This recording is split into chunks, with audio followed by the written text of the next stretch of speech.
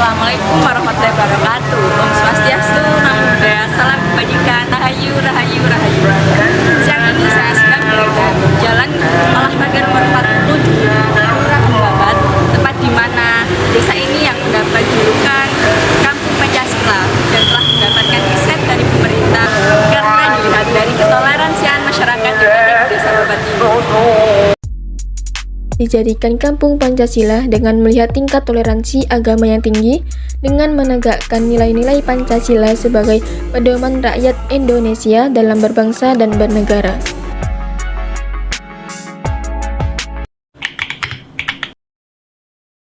Ya, puji Tuhan, nama saya panggilannya adalah Pendeta Jo Sangian. Ya, saya melayani di sini, istilah kami melayani Tuhan, ditempatkan Tuhan di sini di RT 2 RW 8 Kecamatan Babat Kabupaten Lamongan sebagai pendeta pembina rohani di anak, kaum muda dan juga dewasa.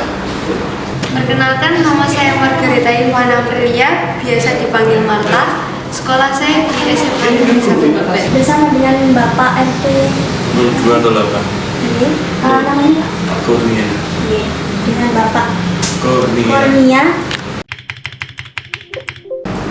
Puji Tuhan. Jadi tujuan dibentuknya Kampung Pancasila, jawaban saya ini dari perspektif saya ya, dan tentu saja dalam background saya sebagai orang Kristen, pemuka agama, dan jawaban saya ini dipengaruhi dengan background saya. Menurut saya, tujuan dibentuknya Kampung Pancasila ini untuk mengimplementasikan nilai-nilai Pancasila yang sudah menjadi nilai kita bersama di Indonesia ini dalam konteks hidup bermasyarakat yang majemuk. Ya, jadi untuk mengimplementasikannya tentu harus ada satu seperti kampung percontohan sebagai istilahnya teladan untuk kampung lain, bagaimana kita bisa hidup di dalam keberagaman agama, itu dalam perspektif agama. Mengucap syukur ya, tentunya berterima kasih karena di satu pihak orang-orang yang lain agama dengan kami berhasil untuk mendekati kami dengan baik, dengan pendekatan-pendekatan yang punya nilai-nilai toleransi yang tinggi. Kerjasamanya juga baik, jadi nggak sekedar ngomong saja, tapi ada pendekatan yang konkret gitu. Nah, di sisi lain kami merasa kami berhasil gitu untuk menanamkan nilai Injil di tengah-tengah kampung ini, karena di dalam Injil kami, dalam kitab suci kami, Allah itu diperkenalkan sebagai Allah yang penuh kasih, Tuhan yang penuh kasih, dan kasih itu merangkul semua perbedaan tentu saja dan memberitakan kabar-kabar baik yang dari Tuhan. Dan kami merasa kami berhasil gitu untuk menerapkan kitab suci kami.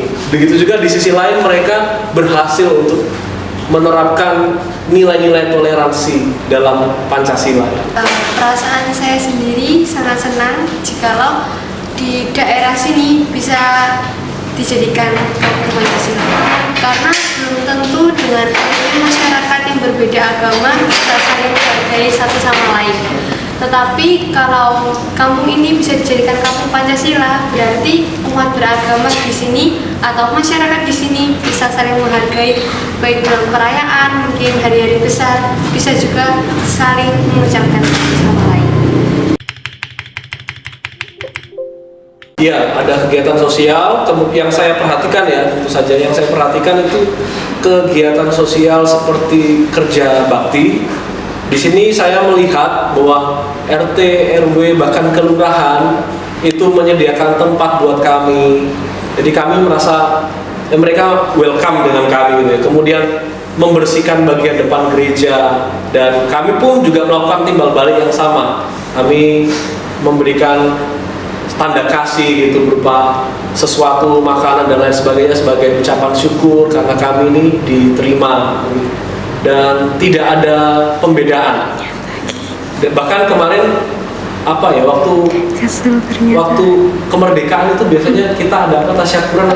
Nah, tasyakuran itu mereka melakukannya dengan seperti agamanya Mbak Novi, baca-baca ayat-ayat suci Al-Quran dan lain sebagainya. Itu mereka di depan gereja tepat gitu. Jadi itu salah satu wujud yang paling terbaru ya. Jadi mereka itu izin dulu. Gitu. Padahal menurut saya mereka punya otoritas atas kita sebagai warga. Tapi mereka itu izin dulu kepada kami apakah boleh gereja di depan gereja dipakai untuk tasyakuran ala agama Islam ya, ada baca-bacaan ayat dan tentu saja dengan senang hati kita bilang boleh. Dan akhirnya terjadi Agustus kemarin. Jadi awalnya itu kan gini ya, itu kan programnya dari Panglima TNI kalau tidak salah cerita awalnya ya.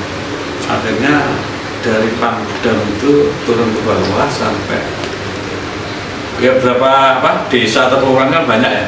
Cuma begitu masuk di Kelurahan Babat ini hanya ada satu-satunya yang termasuk kriteria itu. Di sini ini RT 2 RW 8 ini ada gereja, ada musola ya.